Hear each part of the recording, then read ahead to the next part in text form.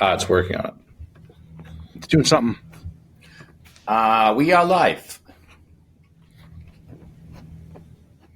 Nice. All right, folks. Hi. As I always say, is this thing on? I'm glad we're here. Thanks for joining us today. Super excited to have everybody with us. And off we go. We are doing our live show about the day that 3 SIEMs died, as Anton called it. And we are so fortunate to be joined today by James Brodsky, the head of Global Security Architects for Google Cloud Security. There's a lot of security in his title, so surely he will have all of these security answers for us today. Yes, gentlemen, why are we here? What happened? Don't all go at once. It was really good. It was so shocking. I think I'm speechless. I mean, all of a sudden we had 3 long-standing SIEM technologies in the market have major announcements associated with them, all in the same span of a few hours. And once, we were all trying to absorb this news about logarithm and exabeam, and as soon as we started to put pen to paper to talk about that, this thing with QRadar and Palo Alto, came across our desks, and wow, it was really interesting for me, after a decade of watching and frankly and competing with all those different technologies. To see all this happen in one day was quite profound and gives us quite a lot to talk about. So hence, here we are. But before we go further to our scheduled, well-planned, very thoughtful, profound questions, I want to ask a shallow, silly question. Was it too harsh to call it the day 3 SIEMs died? Yes. Oh, I was too harsh. Why is that possibly too harsh? I was possibly too harsh. Possibly too harsh. I don't know that we can... I don't know that we know yet whether or not they're dead, right? But certainly I would think that each one of them requires some analysis to determine whether or not there's a pulse. So we're not donating the organs just yet? I don't think so. No. Okay, that's fair. And I want to really apologize. Know something is dead is maybe in my ex-Gartner DNA, so maybe I have to proclaim something to be dead or something. Otherwise, I wouldn't fulfill my mission on this planet or something. So I don't know. So I apologize for anybody who was. So wait though. I have a profound question. How do you know if a SIEM is dead? Okay. How do you know? Actually, that's a really good, profound question, because all SIEMs don't really die that quickly. Because I still meet users using ArcSight. Sure. You still have that, and you still have even the pre-ArcSight. Some of the pre-ArcSight SIEMs were alive even a couple of years ago. So dead is probably, fine. I think we're going to go on a morbid topic of defining what dead means. But I think that it's not just off the zeitgeist, but it's kind of like adoption stops. I think usage stops is a long tail that may take decades. But as far as few new clients or no new clients is probably the signal that it's kaput, right? And of course, I'm carefully watching the comments for this one because this is more fun with guests. There is, of course, somebody asking thoughts about Splunk acquisition by Cisco, which nobody in his right mind would say it's the death of a SIEM. Absolutely. I think it's the transition. No, and that part is very clear that the Splunk Cisco case does not belong in the dead SIEM discussion. Why not? Because it's not dead. It's very much alive, just in a different form. Are you sure? Right? That was easy? I'm sure. Yeah. I think I'm very pretty much sure. alive. Yeah, I'm the same. Yes. I'm pretty sure that it's, I think both James and me are pretty sure that it is not the same as the events of that day. But, okay, so as far as schedule. Which do we want to talk about first? Yes. One thing that came up in both of the logarithm exabeam and IBM Palo discussions is this whole on-prem versus cloud discussion. And I've gotten 2 types of responses that both were kind of like very emotional, very aggressive. One part was, Anton, what is this on-prem SIEM you're talking about? Go back to your 90s. This is stupid. On-prem SIEM doesn't exist and doesn't matter. And the other people came and says like, we really use on-premise SIEM and we want to keep using it. Maybe we're in Europe, maybe in some other cloud skeptical location or whatnot, where they really plan to buy their next SIEM to be on-prem. So it's interesting how these both exist in the same universe. And so what is our take on on-premise SIEM? Does it have a future? Does this, what is the future, and what does this whole day 3 SIEMs died has on-premise SIEM? Yeah, what do you think, James? Yeah. Well, I think the original question that you had was, does it have a future at all, and Yes. where, right? Where Yes. does it have a Yes. future? Correct. Potentially. Antarctica, You know? because of bad. Antarctica. Look, But you can do Starlink, right?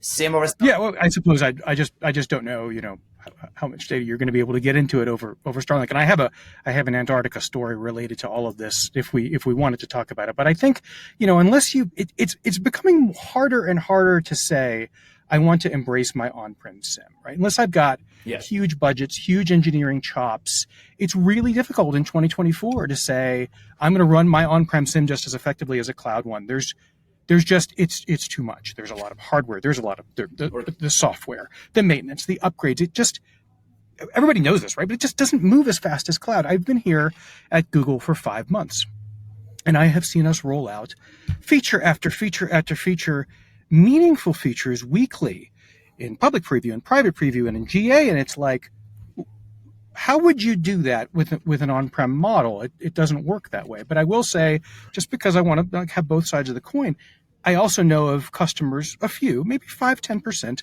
that have huge investments in on-prem data centers. And they've run the math and they've said, you know what? If the technology that I want to embrace is available on-prem, and there still are a few up in the upper right, Splunk is one of them, right? They had run the math and say, you know what? It's cheaper currently right now, at least in the short and medium term, to stay on-prem, whatever that means to them. But in And their cheaper total, not just for the live cost hardware. It's basically, we given the resources, given the engineering resources spent on maintenance of the backend, the total, this like much hated term of TCO, the TCO is actually lower for on-prem for some clients. Right. And I do think there's probably some shocker, but I believe that.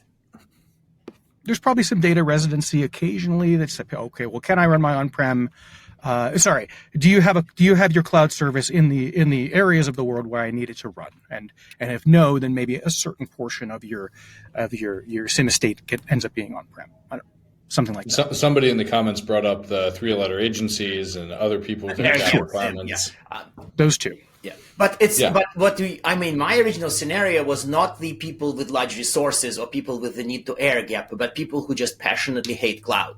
Yes, I know in 2024 this is really uncommon, but perhaps there are regions where such people cluster, and they may hate, other stuff, which we associate with modernity. So, would you think that it's a reasonable choice to buy an on-premise SIEM out of dislike for cloud without having the resources to run it? I think you're leading the witness. Okay, I apologize. Yes. I want to shift our gears a little bit and talk about UEBA, topic near and dear to my heart and all of ours, I suspect. One of these mergers involved a kind of old school SIEM merging with sort of last generation UEBA. Does it matter? Is UEBA still important? Is it going to make them a winner? Is it going to make them a loser? What's going on here, James? Firstly, we're saying UEBA as opposed to UBA or UEBA, right? So we're just going to go with UEBA for the purpose. I just say the letters because any pronunciation of it makes you sound like an idiot. It does sound a little weird, right? I think UEBA is a little weird. It weirds me out. So I think it's either the E is silent, the UBA, or it's UEBA. Remember, I was there when the acronym was cooked, so at least it wasn't EUBA with E first. Yeah. It was actually in the running.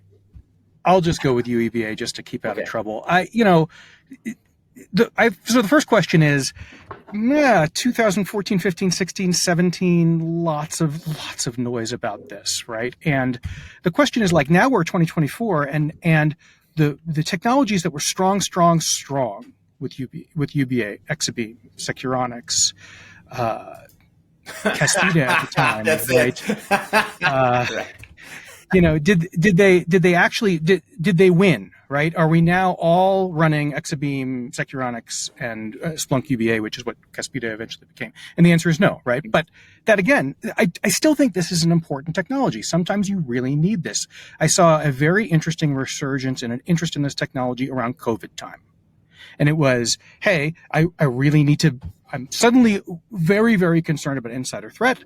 There was some discussion about worker productivity and things, and that became more of a third rail discussion that I don't really want to get into. But I think there was an adoption of whether or not it was a standalone UBA or integrated UBA around that time. And I think now some of the visibility into the data that you gather from those technologies, the visibility into working patterns, protection against insider threat, some of that becomes hard to give up.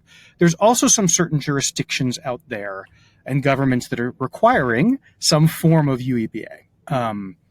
Singapore comes to mind, M2131, right, which was 2021 or so out of the Biden administration, said, once you get to the EL3 level, which I believe that would be this like late 2023. So this should have happened very, very recently for many government agencies.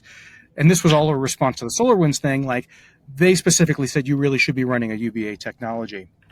However, I don't know how you justify a separate UEBA tool existence now in 2020. But nobody, there's no such thing. It's there's no separate UEBA anymore, right? Like it's robust. Right. It's a part of SIEM. You can't even buy it. Like there's no Magic Quadrant market guide. It's pretty clear that the original standalone UEBAs became SIEMs, again, Securonix and Exabeam.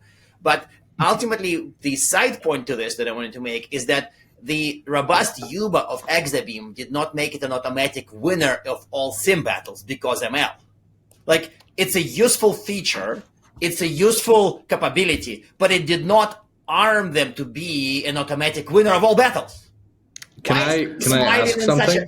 You're making the cringe/smile, and I think that I said something horrible. Did I? No, you said something I want to ask you. Standalone UEBA Magic Quadrant doesn't exist anymore.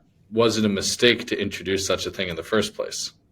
No, because SIEM vendors are very much asleep on the wheel. They use no ML, so whoever showed up with some ML did win some battles, circa 2014-15.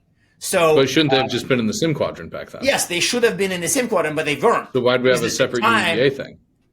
Well, we don't anymore, but we did have. But why did we? Because SIEM people were asleep at the wheel, and they did not use anything but rules.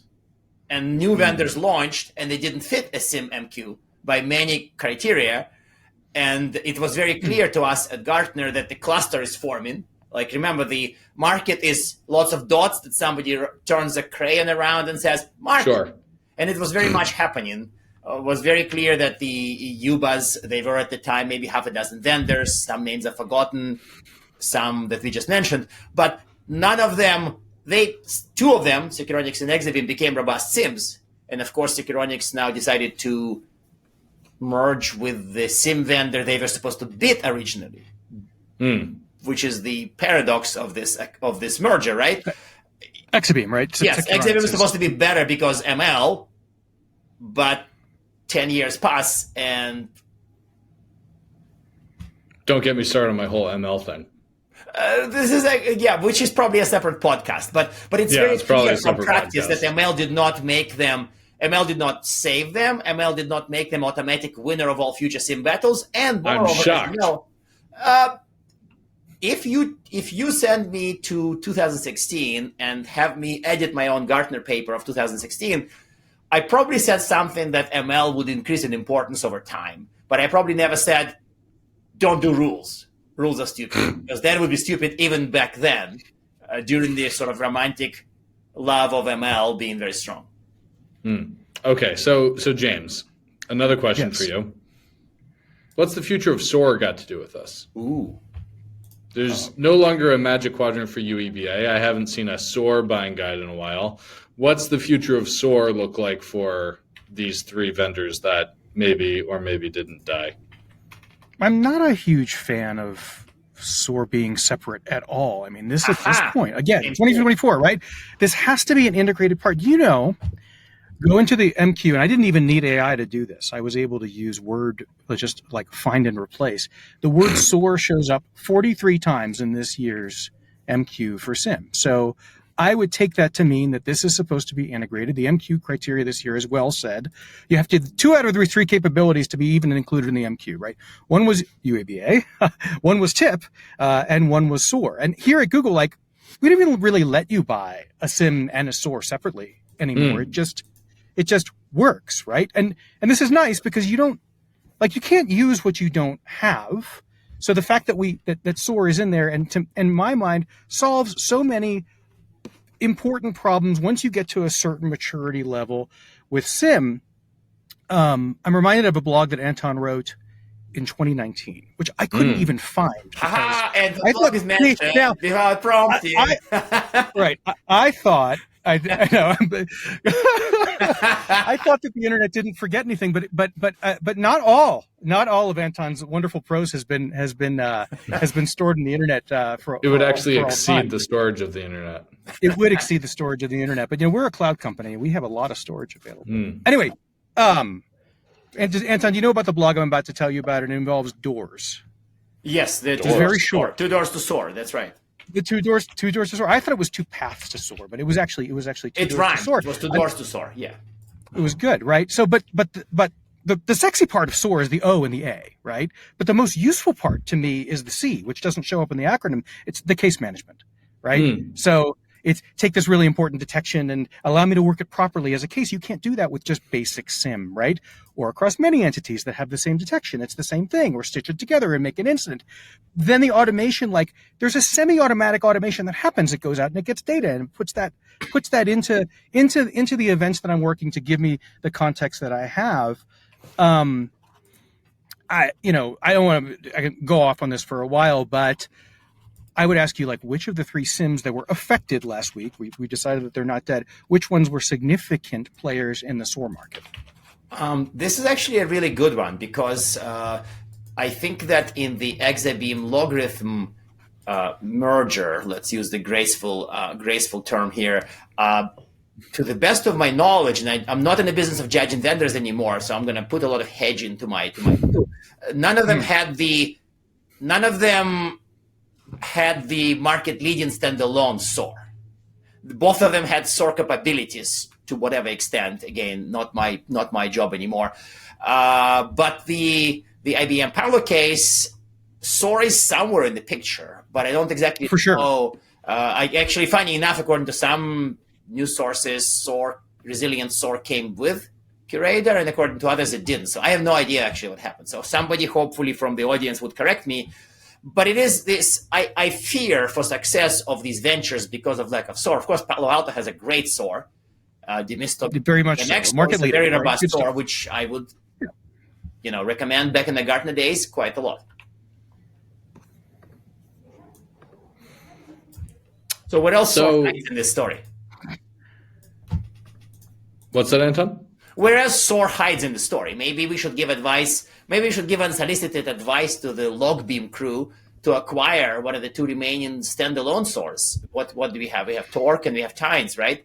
So we have a couple of other SOARs out there which aren't married to a SIEM yet. So maybe we can have a triple. Okay, this is going to go to not safe for work territory, but it's very California of you to propose that yes, they thruple up with the SOAR vendor. Marry the SOAR together or something. Yeah. Okay. Yeah. Great idea. Yeah. Then we can have then we can have a 3 SOAR dead day show, but they're not dead. So no, we should not have a 3 SOAR dead day. No. And I don't want to get into my whole rant about how weddings and funerals have a lot in common. I want to shift gears once again and ask about decoupled SIEM. But you cannot do it without mentioning the Anton blog, Tim. What is this concept, decoupled SIEM? Well, okay, so we were just talking about coupling up of SIEMs, right? What if instead we talked about SIEM divorce and talked about SIEM disassembly, or as Anton put it the other day, taking chainsaws to SIEMs, where we can say instead of having... Yeah. What do you think about that? What's going on there? We've had a lot of LinkedIn thought leadership from people in that sort of the corner of the universe taking this as their moment to shine and say, see, look, these old coupled SIEMs, they're dead, so our thing must be the way to go. I mean, certainly I'm shocked that other vendors came along and said, now is the time for customers to jump ship and fully embrace this decoupled SIEM idea. Shocked. to find Yeah, gaming. but it doesn't mean there's no merit. Wait. Is there merit? Let's be gentlemen here and discuss it on the merits. That sounded kind of old. No, that's fine. We can be gentlemen here. I appreciate the exhortation to be a gentleman. I think it's interesting. I think Anton and I were talking at at RSA about, do we need a new generation of SIEMs? And I said we would need a new generation of technology to justify that. If you look at Sentinel and Google SecOps, formerly Chronicle, the new generation is like having a cloud SaaS SIEM. New generation of technology justifies that. What is the new generation of technology that justifies these decoupled, disassembled, disaggregated SIEM players? And I struggle to come up with a good answer to that myself. By the way, as far as SOAR being dead, very briefly, in comments, somebody pointed out that the IBM SOAR did come with the suite to Palo, which I assumes that we are looking at one SOAR dead, because Palo SOAR is obviously better than the old IBM SOAR. So we are looking at 3 SIEMs, maybe dead, 1 SOAR. Definitely in the streets. Definitely dead. Yeah. Also looking at the comments, Gabriel makes a good data gravity reference by saying that SIEMs are the heaviest objects in the universe and that they are the black hole absorbing other security products. So, which means the decoupled SIEM, like, as you recall, without mentioning in my blog, which of course I titled "Decoupled SIEM: Brilliant or Stupid." That's the actual title. Those are the only options, listeners: brilliant or stupid. Yeah, in this particular. When it comes to podcast hosts, those are the only options too. And I'll tell you, I'm not the brilliant one. But it's not just that I was writing a blog. I started writing a blog that says "Decoupled SIEM is stupid," but what I wrote is actually a more nuanced conversation about that, which made me rename the blog and say, okay, actually my original premise is just not exactly right. Yeah, there are definitely robust reasons for this is security, this is data store. We're gonna, since we're on the marriage topic, marry them temporarily. Okay. Sorry. I'm not sure you understand how marriage works. Yeah, that's right. I'm going too far into that side. But in any case, that are not provided by the same vendor in a nice bundle, like I don't know, like Splunk, like Exabeam, like a bunch of others. Like you buy a security part of SIEM, and then you a la carte get a store. I don't know, BigQuery, Snowflake, something else, and then you have a SIEM out of parts. And that's my concern, right? I just hear the words decoupling, and that also automatically in my head means toil, But I think this is very tied to maturity, right? If you've already got your data for whatever reason in say a security lake or multiple security lakes somewhere, and you're using your own parsers, right? Because the parsers have to be part of this conversation too. And you figured out what schema you're going to standardize on, because by the way, we have to talk about that as well. That's all fine. You still need a system, because let's talk about outcomes. Let's talk about use cases. You have to figure out how to economically and properly search across potentially many different storage places, right? And oh, by the way, it has to be fast, because we're generally talking about detection, or we're talking about hunting, because it has to keep up, it has to keep up with the detections. It all has to be schemaed, so you don't end up with massive detection sprawl, right? If I don't have a schema that I agree upon, then I've got multiple detections that have to deal with that somewhere. And then when do you stop with decoupling? Do you also decouple response, right? I want to have separate connectors and a separate automation engine and a separate case management. Yes. Right? This ends up, this came up when I was, torturously writing a blog, because SOAR, of course, in some decouplers' vision is a third part. There's a data management piece, there's a security detection kind of piece, and there is a workflow piece, which is also separate. So you would then, but it's really strange that SIEM and SOAR are merging, but SIEM and data store want to unmerge. So this is really, this whole thing is very, very interesting. I'll give it that. So it is very interesting. I just haven't seen, I've seen some interesting proofs of concepts and some things that work over here but not over there. A custom search command written in Python that retrieves data into memory and then relies on an existing search pipeline to make sense of it. That's not a scalable federated search solution, right? I can occasionally get some data and pull it in. Right. But when you want to do this at scale with detection engineering and all the other fancy things that I want to incorporate into my SOC engineering and my workflows, et cetera, I get real worried that we miss the outcomes. By the way, there's a brilliant comment on the comments. And the comment from Alex is that in the event that the decoupled SIEM is brilliant because you can magically switch the data platform. Unfortunately, this comment being brilliant also suffers from, in theory, there's no difference between theory and practice. In practice, there is. Because you would want to, in the good old days, if you deploy ArcSight in 2002 on Oracle, you can come and say, hey, I'll take out Oracle and put MS SQL in there. In theory, these are both SQL databases. In practice, it has never worked for anybody.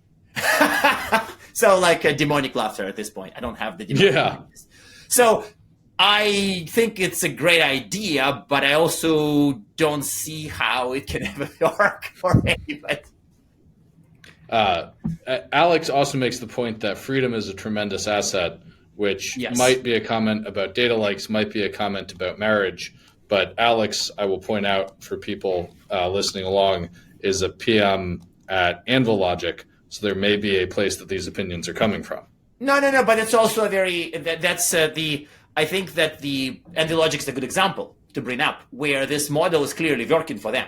Like I've had a chat with the crew at RSA, and it's very clear that these are happy people with serving happy customers, right? There's no debate about that. That the model exists and it works. Whether it can mainstream, whole separate conversation. Yep. And I love that description, happy people serving happy customers. How do we do that? I want to be that way. So what else have we got on our topic? 2 minutes. We have to make an XDR joke. What's going on? Hey, hang on. Who invented XDR as a term? Where did that come from? This is contested now because everybody's too embarrassed to admit it. There are several people. I think that I was at Gartner at the time, and we used to blame Forrester for inventing it. And now there's a number of ex-Forrester analysts who now, quote unquote, credited / trying to escape responsibility for inventing it. But I don't know what is the accepted creator. And if somebody can edit the comments, we'll, of course, link to it. But yes, it was very easy for us at Gartner to blame Forrester for that one. Because we could take a poll on that. I was going to go with 2018 and Palo, but it would be interesting to see in the comments. Yes, by the way, Palo also claims that they invented it. But I think so it's either Forrester or Palo, or they entered in some unholy alliance and invented it together. I don't know. So help me understand something. Palo invented XDR. Why do they buy a SIEM? Oh, we're not. Nope, don't have enough time to talk about touching that one. Time for XDR jokes. Nope, not touching that one. This is, listeners, it only took me 29 minutes to come up with something too spicy for Anton. What's your XDR joke, James? You've got a good one, right? I have several. I asked Gemini to write me one, and I also came up with one myself.